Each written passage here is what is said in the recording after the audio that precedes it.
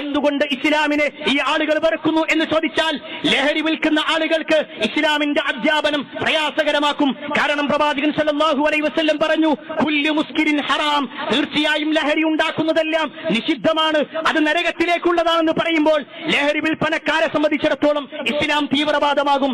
ഒരു പെണ്ണിന്റെ ശരീരം കാണിച്ചുകൊണ്ട് അതിലൂടെ പണമുണ്ടാക്കുന്ന ആളുകളെ സംബന്ധിച്ചിടത്തോളം പെണ്ണിന്റെ ശരീരം അങ്ങനെ കച്ചവട ചരക്കാക്കാൻ പാടില്ല എന്നും അവൾ പരമാവധി അത് മറച്ചു വെക്കണമെന്നും തന്റെ ഭർത്താവിന്റെ മുന്നിൽ മാത്രമാണ് അവരുടെ സൗന്ദര്യം പ്രകടിപ്പിക്കാൻ പറ്റൂ എന്ന് പറയുന്ന ഇസ്ലാം അവർക്ക് പ്രയാസകരമായി മാറും.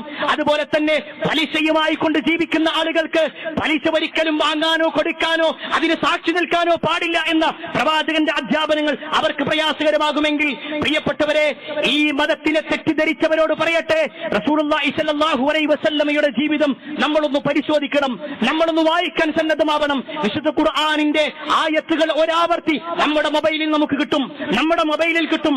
ആരും അറിയാതെ തന്നെ നമുക്ക് ഒറ്റയ്ക്കിരുന്നു കൊണ്ട് വായിക്കാം. എവിടെയാണ് ഖുർആനിന്റെ ഏതൊരു അധ്യാപനമാണ് മറ്റൊരു തന്റെ കഴുത്തിലേക്ക് കത്തിയിറക്കണമെന്ന് പറയുന്നത്? എവിടെയും പറഞ്ഞിട്ടില്ല. ഏതെങ്കിലും യുദ്ധ സാഹചര്യത്തിൽ പറഞ്ഞത് അടർത്തിയെടുത്തുകൊണ്ട് തെറ്റിദ്ധരിപ്പിക്കുന്നവരോടാണ്.